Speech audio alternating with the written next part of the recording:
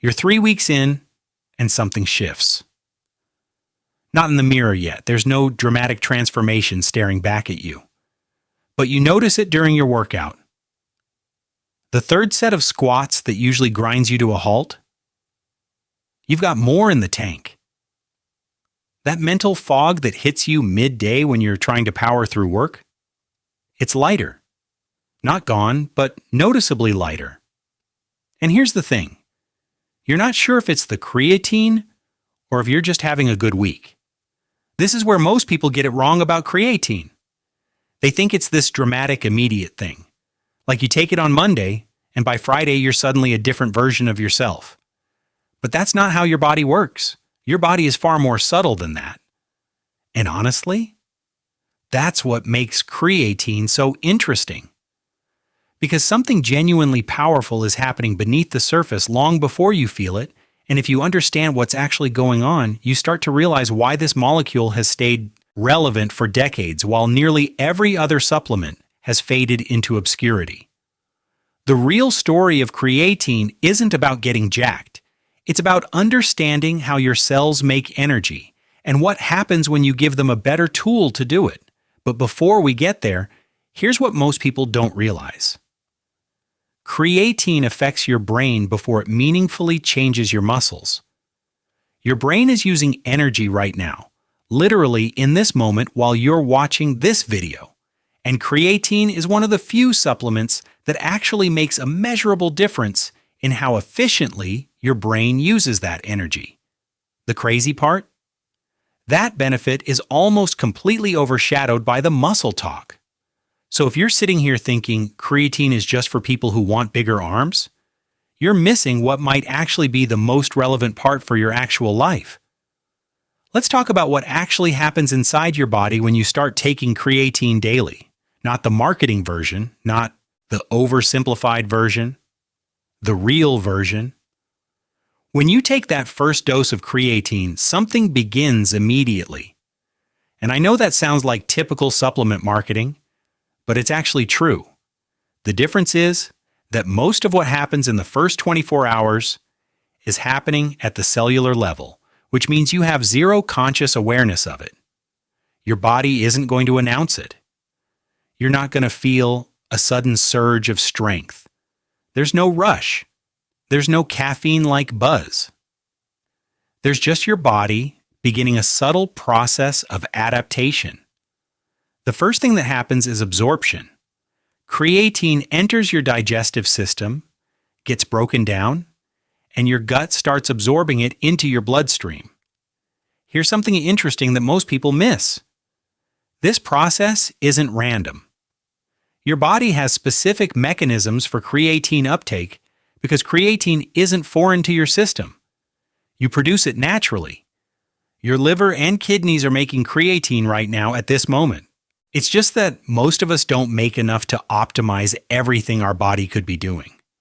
So when creatine shows up from supplementation, your cells recognize it. They're not confused by it. They're not suspicious. They're literally like, oh, good, we can use this. Within a few hours of taking that first dose, creatine begins accumulating in your muscle tissue. But here's the nuance that nobody talks about, and this is important because it affects how you should think about creatine going forward. Different people accumulate creatine at different speeds. Someone with higher muscle mass accumulates it faster. Someone who's already got decent creatine levels from diet accumulates it more gradually. Someone who's been sedentary for a while absorbs it rapidly because their muscles are creatine depleted. This is why some people swear they felt creatine working in the first week, and others don't notice anything for a month.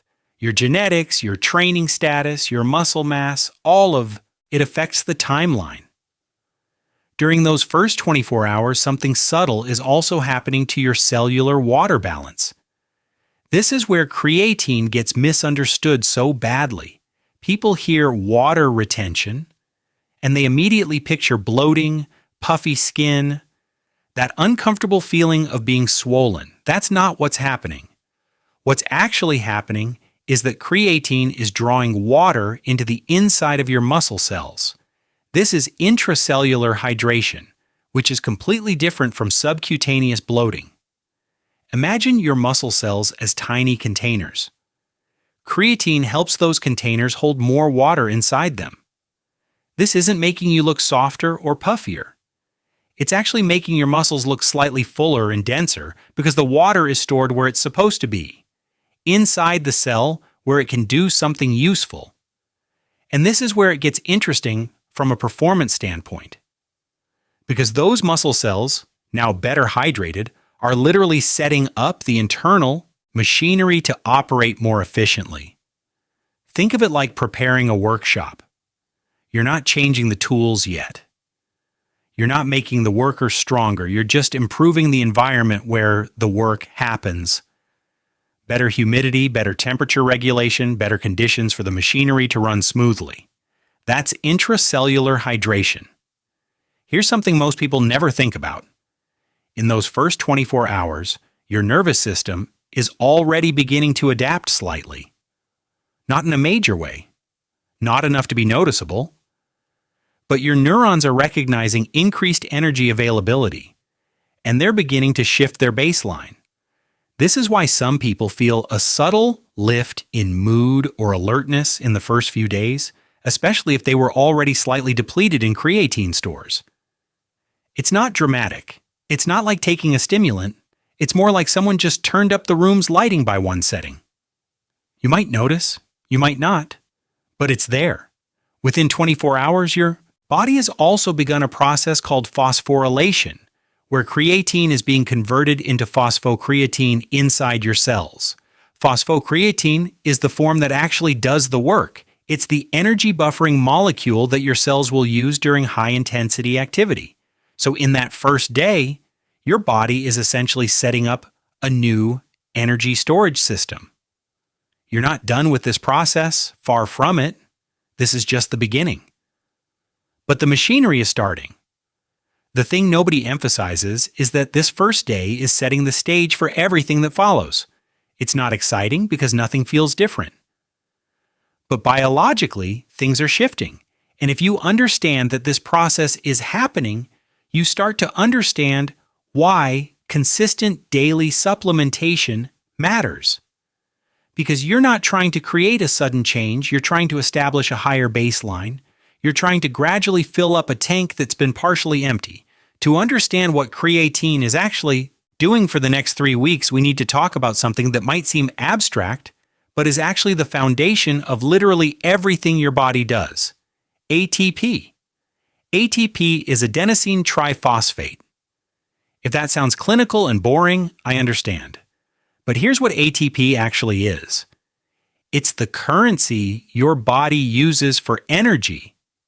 And I don't mean that metaphorically. I mean that every single action your body performs, every muscle contraction, every thought, every heartbeat, every time you blink, is powered by ATP being broken down and reformed. It's not just important, it's essential. Without ATP, you're not alive. The problem with ATP is that it's exhaustible. Your cells are constantly burning through ATP. During a tough workout, during intense focus work, during stress, you're burning through ATP at an accelerated rate. And here's the limitation.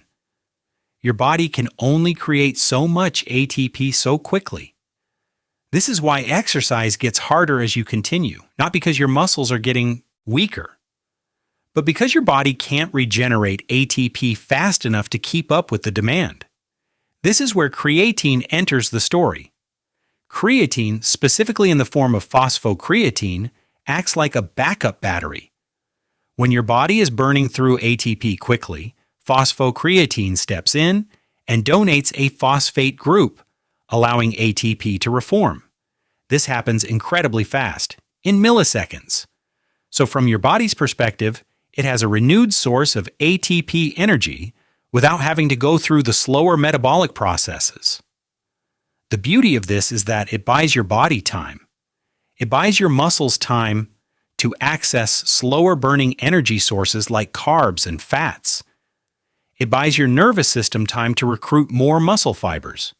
It extends the window where you can perform at high intensity. Now here's what's happening as you continue taking creatine daily.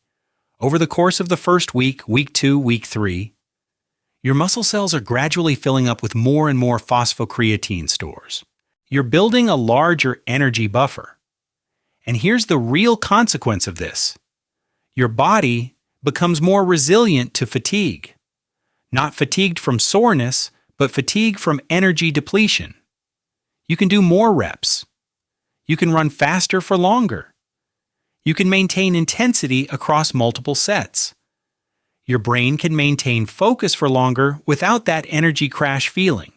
But the ATP story doesn't stop at your muscles. Here's what makes creatine genuinely interesting beyond the gym world. Your brain is one of the most ATP-hungry organs you have. Your brain makes up about 2% of your body weight, but it's burning through about 20% of your energy. Your brain is basically a crazy energy consumer. It's demanding energy constantly, and that demand increases when you're doing cognitive work, when you're stressed, when you're sleep deprived. What happens when creatine starts accumulating in your brain? Your neurons gain faster access to ATP. Your brain cells can fire more efficiently. The signals between neurons can transmit more reliably.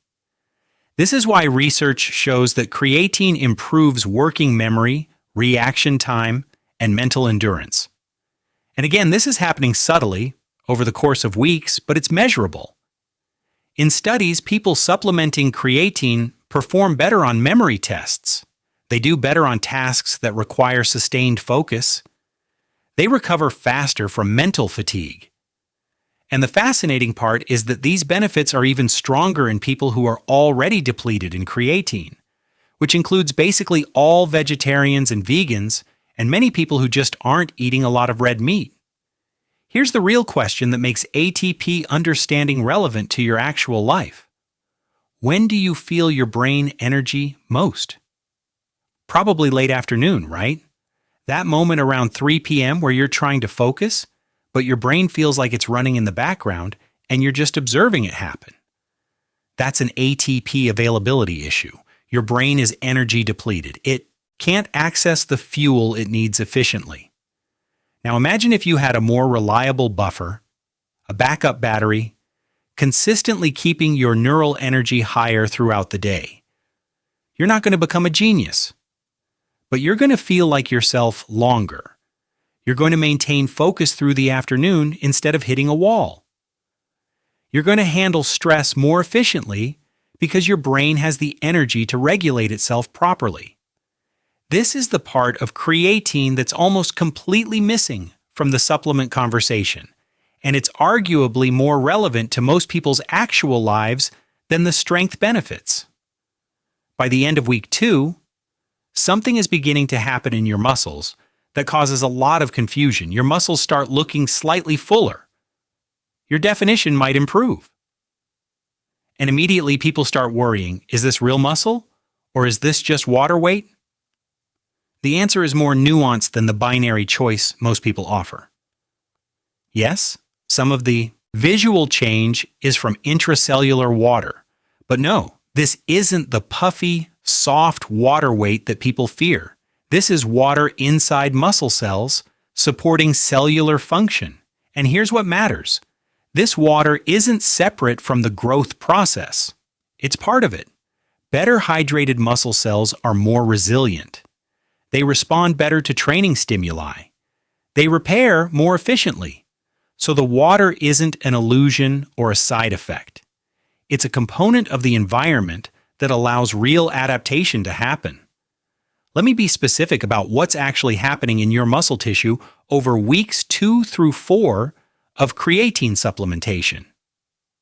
Your muscle cells are becoming more hydrated, yes. But simultaneously, creatine is creating conditions where protein synthesis becomes more responsive. Protein synthesis is the process where your body rebuilds muscle protein after it's been broken down by training. The better your muscle cell's internal environment, the more efficiently protein synthesis happens. So you're not just getting water, you're getting better conditions for actual muscle tissue adaptation. There's also something happening with your muscle fiber recruitment. Because you have more ATP available, your nervous system doesn't have to recruit as many muscle fibers to generate the same amount of force. This sounds weird, but it matters. It means you can generate more force with better efficiency. You can do more work without exhausting all your muscle fibers immediately. You can maintain intensity longer. Over the course of weeks 2 through 4, if you're training hard, you're going to start noticing something specific. Your ability to hit quality reps improves. You're not necessarily doing more volume, but the quality of your reps is better. Your form stays tighter longer. You can control the weight better. You have more juice in the tank for the later sets. And here's what most people miss. Strength improvements show up before visual changes. Your performance is improving before the mirror changes. This is important psychologically because it means creatine is working before you see it working. And if you're already tracking your performance, you'll catch this. You'll notice you got 3 extra reps on something. You'll notice your sprint times dropped slightly. You'll notice your workout recovery feels smoother. The visual changes, the fuller muscles, the slight definition improvement, those usually show up around week 3 or 4, assuming you're training well and eating enough. And when they do show up, they're not an illusion. They're a genuine change in muscle cell hydration, plus the early stages of actual muscle tissue adaptation. By week 6, if you've been consistent with both the creatine and the training, the change is more substantial. It's not a dramatic transformation, but you look different. Your muscles have more depth. You look more athletic. But here's the reality that contradicts some supplement marketing. Creatine doesn't create muscle growth without training.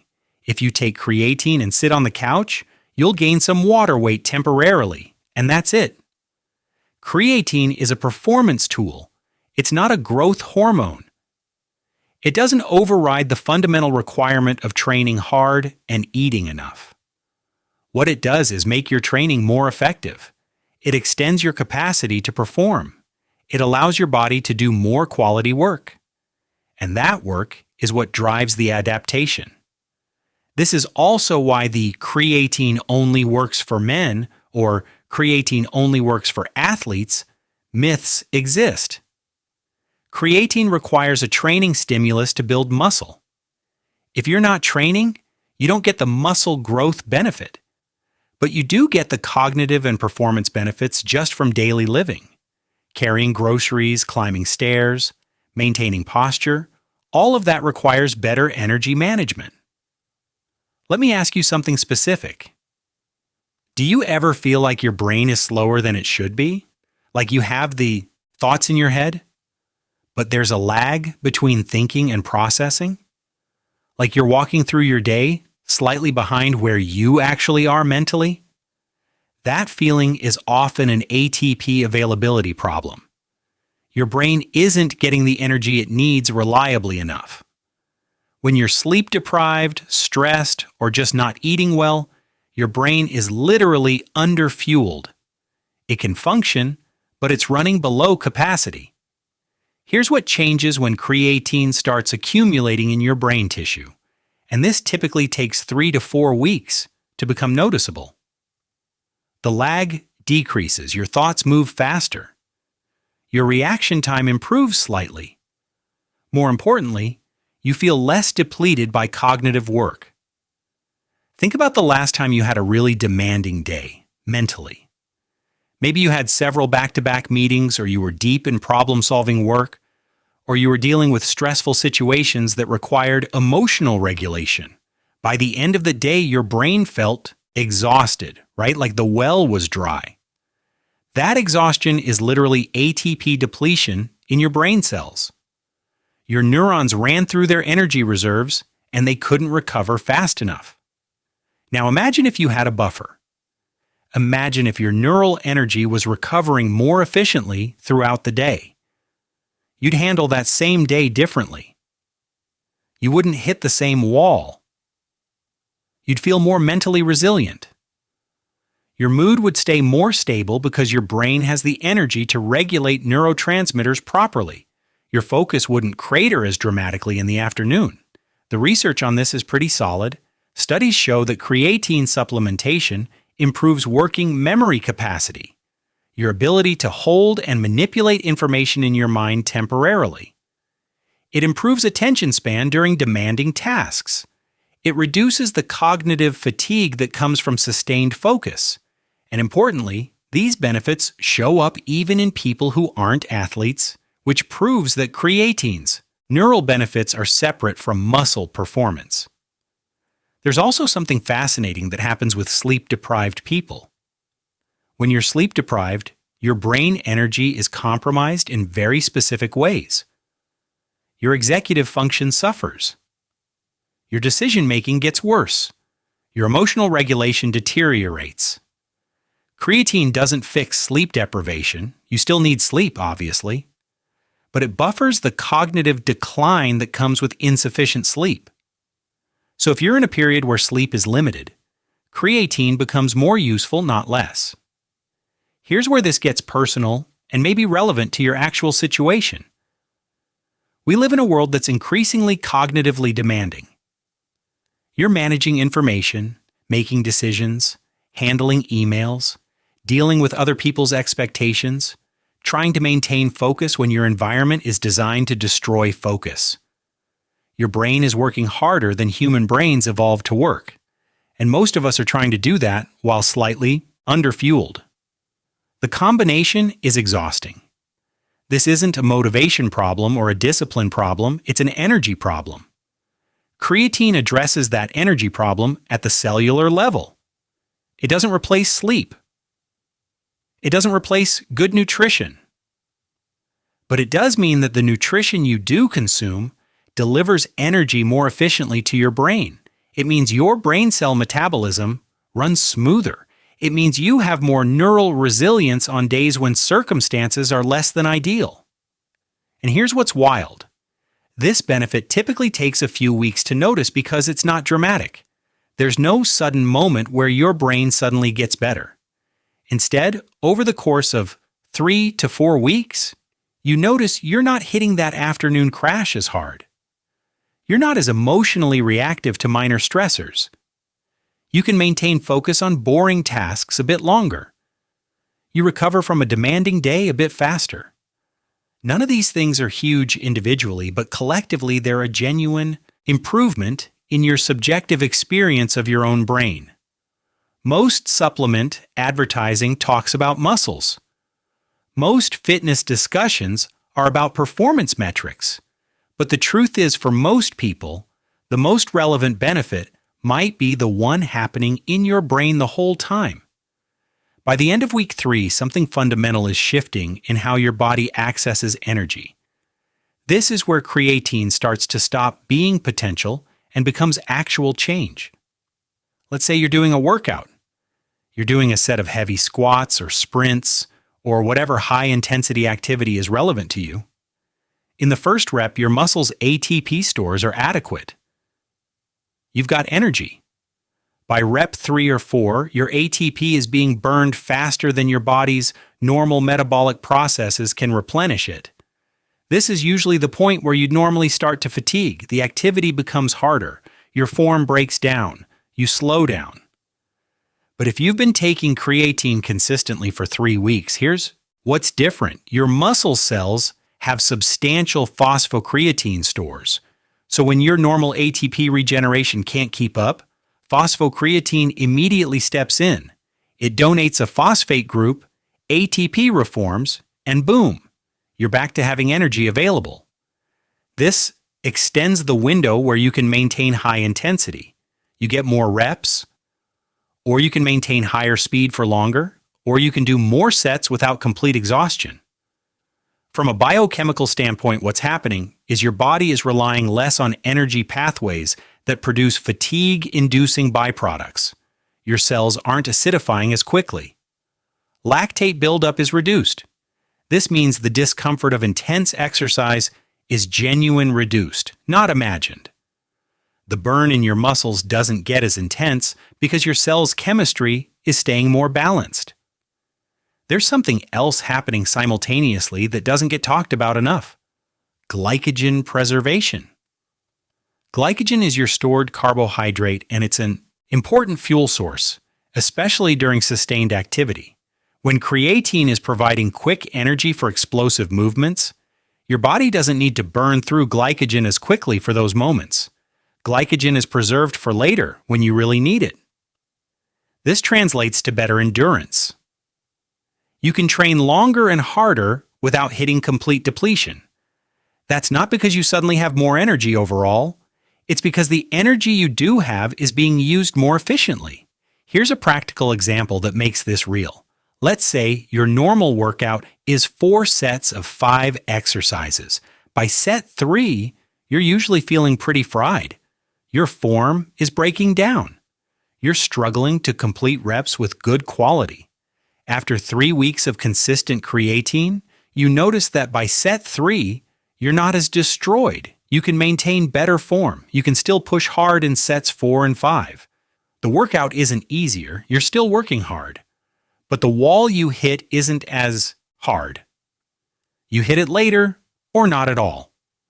This is why athletes in explosive sports, sprinters, jumpers, fighters, anyone doing repeated high-intensity efforts, see such clear benefits from creatine, because their sport specifically demands what creatine optimizes: the ability to maintain ATP availability during repeated intense efforts. By the time you hit your 3rd or 4th intense effort, if you're not supplementing creatine, your ATP regeneration can't keep up. You're slower, you're weaker, you're not performing at your peak. But with adequate creatine, you're maintaining closer to peak performance across multiple efforts. The neural component is happening simultaneously. Your nervous system is adapting to better energy availability by recruiting muscle fibers more efficiently. You don't need to recruit every available fiber to generate a certain amount of force, because you have better energy delivery to the fibers you are recruiting. This improves coordination and efficiency. It reduces unnecessary muscle tension. It means you can perform with better control and better biomechanics. For someone who's not an athlete, this manifests as daily life being less exhausting. Carrying groceries doesn't deplete you as much. Climbing stairs doesn't require a recovery moment. Your body can handle physical demands more easily because it's handling energy more efficiently. That might not sound revolutionary, but when you're living it, when you're noticing that you can go through your day without hitting the same energy wall, it's a genuine quality of life change. Let me give you a real timeline here, because everyone wants to know when creatine is actually going to work. Week 1 to week 2. You might notice nothing, or you might notice a subtle lift in your workouts. This depends heavily on whether you were already depleted in creatine. If you were eating very little red meat or weren't training, you'll probably notice something earlier. If you were already supplementing or eating a lot of meat and training hard, it might take longer. Either way, this period is mostly about accumulation. Your muscles are filling up with creatine. Your brain is starting to accumulate it. But you're not at saturation yet. Week 2 to week 3. This is where people start to say, wait, I think this is working. Your performance in the gym improves noticeably. You get more reps on things. You can do a workout and feel less destroyed afterward. Your mental clarity improves slightly. The improvement isn't dramatic enough to change your life, but it's real enough that you notice. If you're tracking your workouts at all, you'll see it in the numbers. Week 3 to week 4. This is the sweet spot where the effects become undeniable. Your strength improves measurably. You can lift more weight, do more reps, or maintain intensity longer. Multiple studies show that the most dramatic strength improvements happen in this window. Your muscles look more defined. Your recovery between sets and between workouts is noticeably smoother. Your brain feels more dialed in. If creatine was going to work for you, you feel it now. Week 4 to week 6. The improvements continue, but they slow down. You're approaching saturation in your creatine stores. The gains aren't as dramatic session to session as they were in weeks 3 and 4, but you're noticing that your baseline has shifted. You're consistently stronger than you were 6 weeks ago. You're recovering better. You're handling intensity better. Most people realize around week 6 that this isn't a placebo. Something real has changed. Week 6 onward, you're at saturation. Your muscle creatine stores are maxed out. Your brain creatine stores are near optimal. The benefits stabilize. You're not getting stronger every week anymore, but you're maintaining a higher level of strength and performance than you had before. Your recovery stays better. Your brain stays more resilient. The supplement becomes invisible. You're not constantly thinking about it.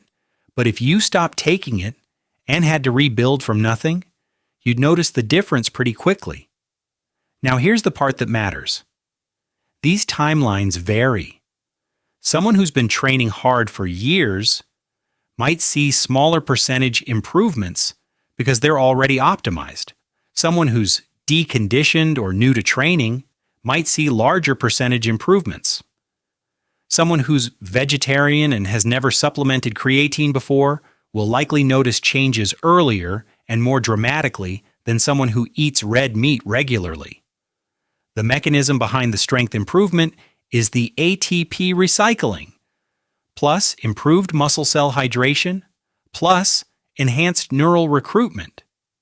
Your body becomes more capable of producing force because it has better energy availability and better conditions in your muscle cells for force production. This is measurable in terms of 1 rep max, but it's also measurable in terms of work capacity, how much total volume you can do while maintaining good form. Here's something specific that a lot of people don't realize. The strength improvement from creatine doesn't continue infinitely. At some point, you hit a plateau. You're stronger than you were, but now the gains come from training advancement, not from creatine saturation. This is why people sometimes think creatine stops working after a few months. It doesn't stop working. You've just captured the benefit. Now, actual training progression becomes the limiting factor. Creatine maintains that benefit, but it doesn't continue to push you forward forever. That's a training job. Recovery is probably the most underrated benefit of creatine, and it's also the one that most obviously compounds over time. After an intense workout, your muscles are broken down, literally. Your muscle protein has been damaged by the training stimulus. Your muscle glycogen stores are depleted. Your nervous system is fatigued. Your muscle cells are in your state of disruption. Recovery is the process where your body rebuilds that damaged tissue, restores energy stores, and brings everything back into balance. Here's the constraint in normal recovery. All of that repair work requires energy. ATP, a lot of it. Your muscle cells need to synthesize new protein. They need to restore membranes that were stressed during training. They need to clear metabolic byproducts that accumulated during hard work. They need to reduce inflammation. All of that is energy expensive. When creatine is present in high concentrations, your muscle cells have better ATP availability to do all of that repair work. Phosphocreatine is donating energy constantly, allowing the cells to do repair more efficiently. Studies actually show measurable improvements in muscle protein synthesis when creatine levels are adequate. Your body literally rebuilds muscle tissue faster when it has sufficient energy to do so. There's also something happening with the cellular chemistry. During intense exercise, metabolic byproducts accumulate, things like hydrogen ions and ammonia. These contribute to muscle soreness and slow recovery. Creatine helps buffer these byproducts, meaning they clear from your muscle cells faster. Your muscles return to pH balance more quickly. You recover more smoothly. From a practical standpoint, what does this feel like? It feels like your soreness the day after an intense workout isn't as severe. Not zero, but less. It feels like you can train intensely on back-to-back days and not feel completely destroyed by day 2. It feels like your energy bounces back faster from a hard workout. Instead of taking 3 days to recover from a grueling session, you take 2. Instead of your muscles feeling tight and beat up for a week, they feel fine by day 4. It also feels like your training quality stays more consistent. If you're someone who does progressive overload, gradually increasing volume or intensity, you can maintain that progression more consistently because you're recovering better. You're not hitting the point where you're so depleted that you have to back off. You can maintain upward momentum for longer. Here's where the long-term aspect becomes important. These repeated better recoveries compound. Over months of training with consistent creatine supplementation, you accumulate more training volume at high quality than you would without it. Slightly better recovery, each workout multiplied by hundreds of workouts becomes a significant difference in total adaptation. You end up significantly stronger and more developed than you would have without that improved recovery. The brain recovery aspect is similar. After a mentally demanding day, your brain is depleted. Your cognitive resources are exhausted. Recovery from that exhaustion involves, yes, sleep, but also requires ATP-dependent processes that rebuild neurotransmitters and clear neural metabolic byproducts. Creatine doesn't replace sleep. Sleep is still essential. But it does mean your brain recovers more efficiently when you do get sleep. You wake up more restored. You hit the next day more refreshed. There are 3 persistent myths about creatine that have hung around for decades, and they're worth addressing head-on because they're preventing people from using a tool that could genuinely help them. Myth 1. Creatine damages your kidneys. This myth is so entrenched that even people who use creatine often believe it a little bit. But here's the reality. Decades of research on healthy individuals shows 0 kidney damage from creatine supplementation at normal doses. None. The myth exists because creatine metabolism produces creatinine, and creatinine is measured as a kidney function marker. If your creatinine is high, it traditionally suggests kidney problems. But creatinine only rises as a direct result of increased creatine metabolism, not because of kidney damage. Your kidneys are fine. They're handling the creatinine normally. The confusion comes from misinterpreting the test. Studies specifically looking at kidney function, actual functional markers, show no difference between people supplementing creatine and people not supplementing. No damage, no stress. The kidneys are handling it fine. The only caveat, if you already have kidney disease, creatine probably isn't a good idea because your kidneys are already compromised. But for healthy people, this isn't a real concern. Myth 2. Creatine causes dehydration. This one is backwards. If anything, creatine improves hydration at the cellular level. It draws water into muscle cells. Studies looking at hydration status, sweat rate, blood osmolality, actual markers of dehydration show that creatine doesn't increase dehydration risk. In fact, some research suggests it might reduce it. The myth probably originated from early, poorly controlled anecdotal reports or from confusion between intracellular hydration and total body water status. What creatine might do is make you more aware of your hydration status. Because your cells are holding more water, they need it. So if you were chronically slightly dehydrated, taking creatine might make you more thirsty as a signal that your cells want that water. That's not a negative. That's your body communicating its needs better. Myth 3. Creatine causes rapid muscle gain without training, or causes aggression, or creates hormonal imbalances. All of these are false. Creatine doesn't create muscle growth without training. It enables better training performance, which enables muscle growth through training. Without the training stimulus, it doesn't override that fundamental requirement.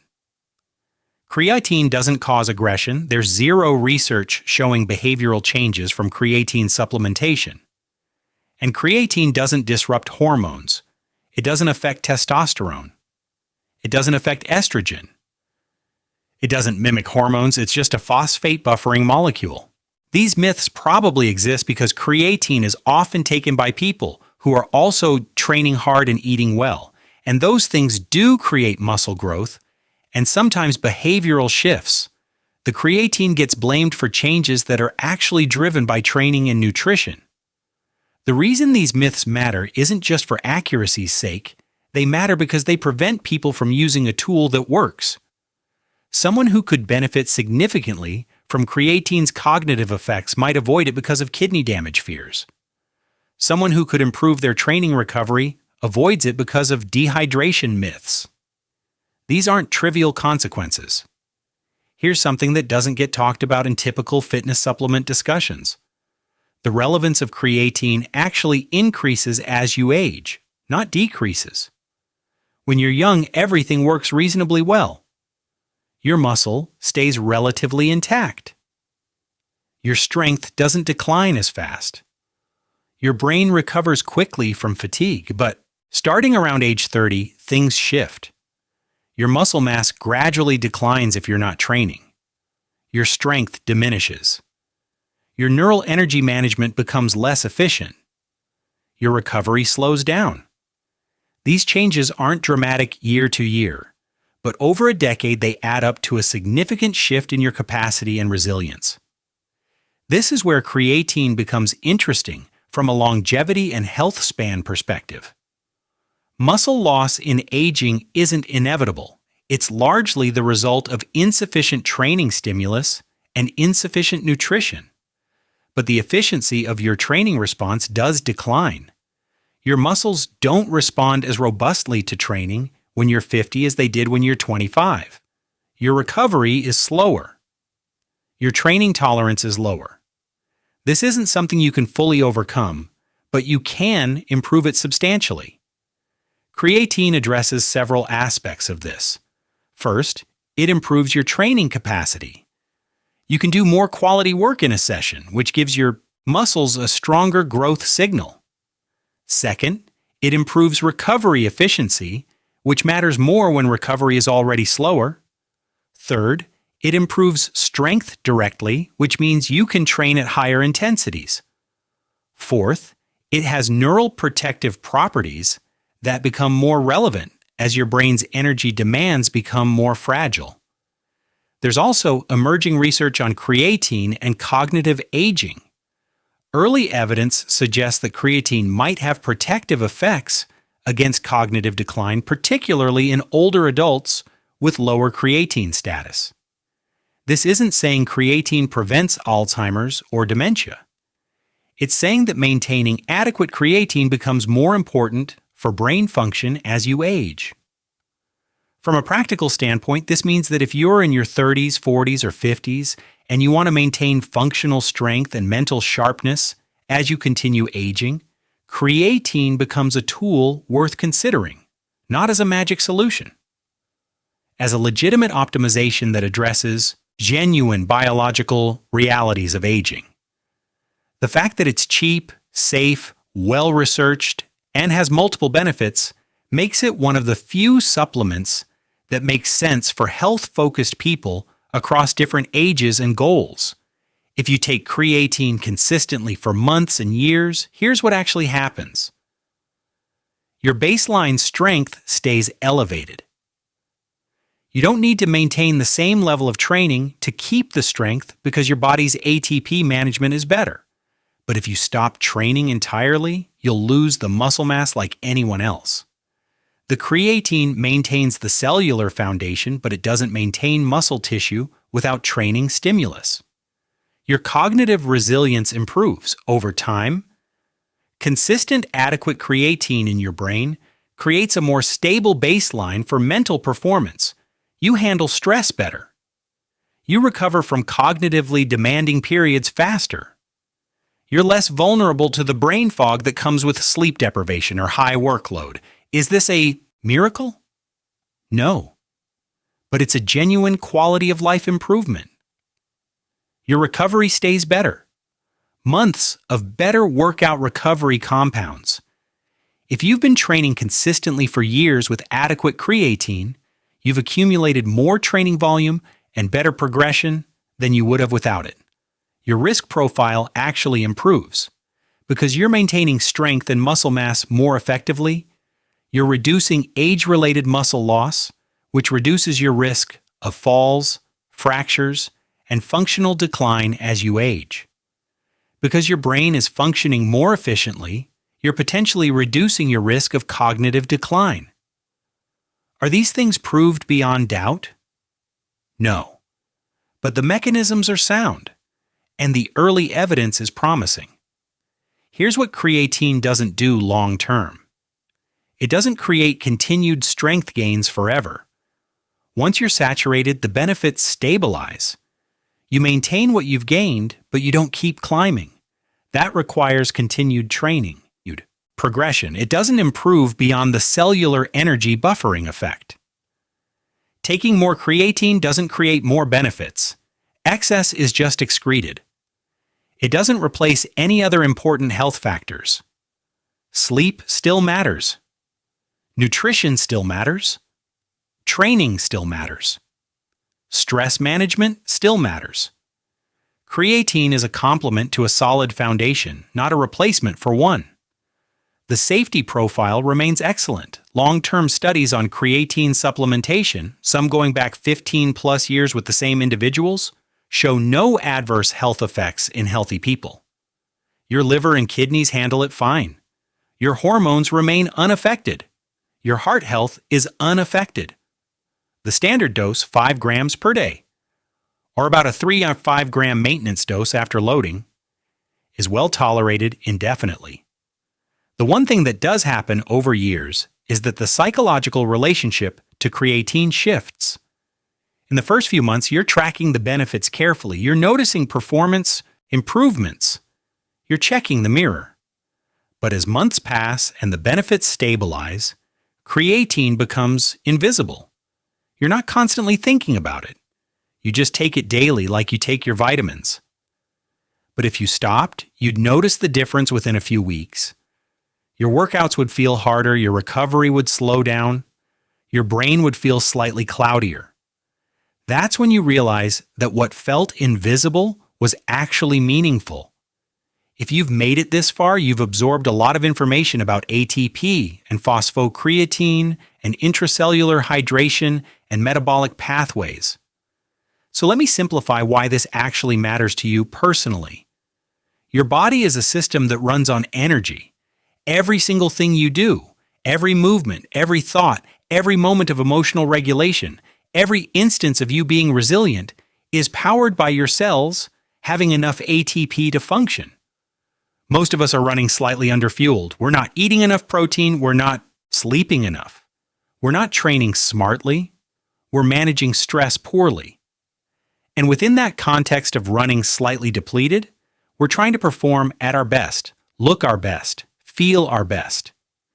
Creatine addresses one specific part of that, the ATP availability piece. It doesn't replace good sleep. It doesn't replace good nutrition. It doesn't replace training. But it does mean that whatever you are doing, your cells can do it more efficiently. Your training can be more productive. Your recovery can be better. Your brain can maintain higher function throughout the day. Those aren't revolutionary benefits individually, but collectively, they're substantial. And here's what makes creatine different from 90% of supplements. It actually works. Not sometimes. Not if you believe hard enough. Actually works consistently across different populations, measured in multiple different ways, with decades of research backing it up.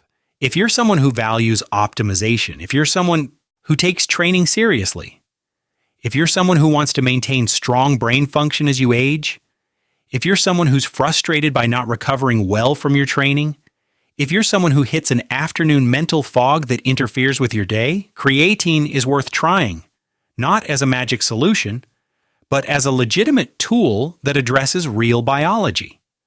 Before we go, I want to know, Did you already know that creatine affects your brain? Or did you think it was just a muscle thing? Drop it in the comments. And if you're going to try creatine based on this, let me know what benefit you're most curious about, the strength, the recovery, or the mental clarity.